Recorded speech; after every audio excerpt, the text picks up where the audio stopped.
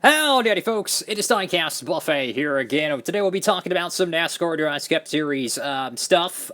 Huge win for Kevin Harvick after DIECASTS Cup Series' first ever Phoenix race. What an incredible finish that was, and a cool little announcement here. So the confetti that you've seen in the post-race little video, the confetti that's on the car is actually going to be preserved. The idea, I'm going to clear coat it on, and I'm going to put it in this box. And I don't know when, but perhaps down the road we can actually turn it into a true, or as I drop it, a true Duralast Cup Series custom. So that'd be pretty cool. But that's Kevin Harvick's second Duralast Cup Series win. I probably will make his Homestead win eventually, but nonetheless, really, really cool looking piece right there. Really love that. This car was actually built by LW3, so technically Little Wrangler 3, get this guys, has won 3 Duralast Cup Series races. He won Bristol in Season 3, won Talladega this year, or this season in Season 4, and this car right here, this is a custom diecast, he won Phoenix. Of course, it wasn't for his own team, and to tell you the truth, the 88 car qualified well, but had a terrible finish. But check out this top 10 here, guys. Think about it. J.J. Yeley and Ryan Preece were so close to winning at Phoenix. I mean, one car length away from J.J. Yeley getting a huge Duralast Cup Series win, and then Ryan Preece, the gift that keeps on giving, so to speak, so close to getting that 37 car, a huge win for JTG Doherty Racing.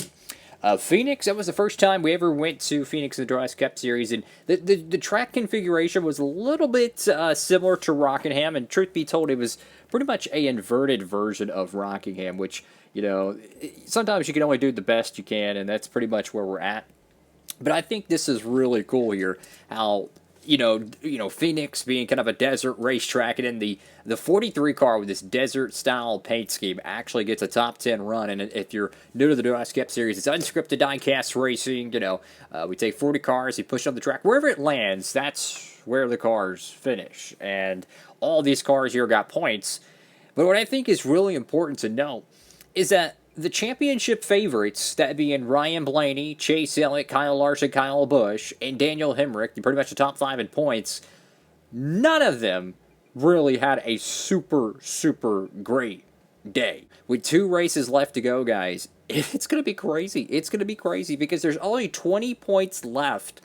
And hypothetically, it's one thing to gain 20 points, but then it's another to gain 20 points on someone else. If Kyle Busch finishes second in both the Duralast Cup Series races, he gets 9 points. If you win both of the Duralast Cup Series races, that's only a 1-point gain. So he has the opportunity to do so. But what's going to be really interesting, guys, is the next 2 Duralast Cup Series races are Daytona and Atlanta, both with the restrictor plate rules format. Kevin Harvick very well could have won the final Duralast Cup Series, I would say non-restrictor plate race, because there is no confirmation that Season 5 is going to happen. So if that is the case, Kevin Harvick very well may have won the final Duralast Cup Series non-restrictor plate race. And if you don't know what the difference is just the nose-to-tail rule and stuff. It keeps the cars bunched up, and it really does handicap the field, right, wrong, or indifferent.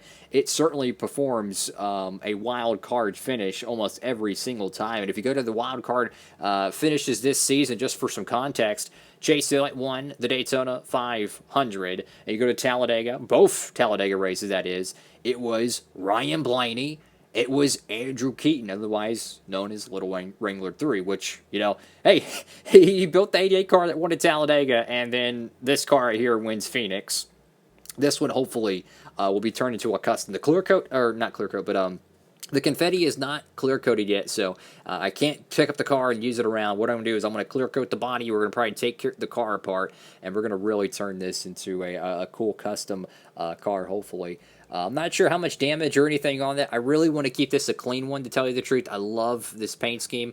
I'm going to turn it around just a little bit so you can kind of get a little bit of a better idea of this. But, yeah, it's going to be super fun, guys. Daytona going to be next. I have no idea if we're going to be coming back for Season 5. I'll be honest with you guys. So these could be the final 2 Duralast Cup Series races of the channel's history. I'm going to keep it honest with you guys. So I want y'all to enjoy it as much as y'all can. But it's going to be really cool, guys. So this one's going to be preserved It's going to be put into this Kevin Harvick box. I don't know when I'll ever get to it, but I eventually plan on turning this into a custom race to win diecast. You know, the paint scheme is so cool, man. I would love to make this into a race to win. I don't think it's going to have a lot of damage or anything. I think this one's going to be more of a clean win, and I'll just let the paint scheme kind of speak for itself. But I think this would be a really, really cool piece to add to the DIECASTS Cup Series win collection. But no doubt about it, guys. So it's going to be a lot of fun. The Pepsi 400 at Daytona coming up, and then, of course, you have Atlanta, which it's going to be crazy because we've ran Atlanta in Season 2 and Season 3, and the winners in Season 2 was Kyle Larson, right? He won the DC Solar car, and then Jimmy Johnson won in the Ally White car in Season 3, which was give him a great shot at the championship. But that was under the old format. The track configuration is going to be very similar to Texas, the way the front straightaway is going to work. So you're going to have restrictor plate rules. It's going to be such a small, tight racetrack. I mean, we literally, like, if there was an unexpected winner, it's going to be the most unexpected race in DIECASTS Cup Series history because it's so unprecedented. I mean, it is literally the most unpredictable race in DIECASTS Cup Series history because the way the track is going to be, imagine if the first car that rolls out has a bad run and they have an extremely slow lap, everyone that goes by them is going to be stuck next to them because I'll quickly describe how the nose-to-tail rule works here because this could be for our next 2 DIECASTS Cup Series broadcasts. Again, I don't know when they'll be happening, but they're coming up. So basically this is how the difference works. So you take one car right here. We push it around the track. Wherever it lands, that's where it goes. So let's say Mr. McDowell goes right here. Well, let's say Mr. Harrison Burton in the 39 car. Well, let's say he goes and his car ends up right here. So you have this gap. Under the normal rules configuration that, you know, perhaps the Phoenix one that Kevin Harvick won, the cars would stay like this. However, when we go to Daytona and we go to Atlanta, the cars are actually going to be moved back. So if the 34 was the first, was already on the racetrack, right, went before the 39 would then be automatically moved back. Now, if the 34 was moved up here, and he ran, and then the 39 runs, he would be moved up back there. So basically, it's the nose-to-tail effect. No matter where the cars are, literally 34 car could be a full lap away from the 39, it would automatically put him right in behind him. So it's kind of a, it's the only way you can kind of simulate a draft pack racing with the DIECASTS Cup Series format. And that's what's going to make it so incredible, guys. It's going to be, I mean, we always see unexpected events in the DIECASTS Cup Series, but I think this one, the Atlanta race, is going to be a barn burner. Not only will we crown our Season 4 champion, and could be the final DIECASTS Cup Series champion ever, we're going to have the opportunity to see some racing that has never been done in diecast racing history. And when the season started, Atlanta was just going to be a normal 1.5 mile race. I was thinking, you know what, Atlanta was the season finale in the real Winston Cup years ago. And then they announced the pack racing in real life for Atlanta, and I started thinking, why not? Let's go for it. So it's going to be absolutely bedlam. I wasn't expected to make the final race a restrictor plate one, but that's just how things work, and that's just how it came about. So without further ado, thank y'all so much, guys, for watching. I'll let y'all know when the next DIECASTS Cup Series race will be coming up, Pepsi 400. Make sure to stay tuned for that. Thank y'all again so much for watching, and if you haven't checked out the Phoenix race, make sure to go check it out. Mr. Kevin Harvick got it done, and a beautiful paint scheme right there. And again, this car was built by Little Wrangler 3. He designed the car, or, you know, put the wrap together and all that stuff. He actually gave me this car for free. It ran to the Daytona 500.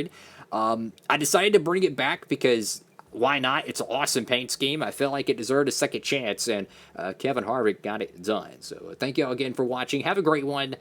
DIECASTS Buffet. And, you know, feel free to use that promo code for our cats over there at Circle B Diecast. DIECASTS Buffet, signing off.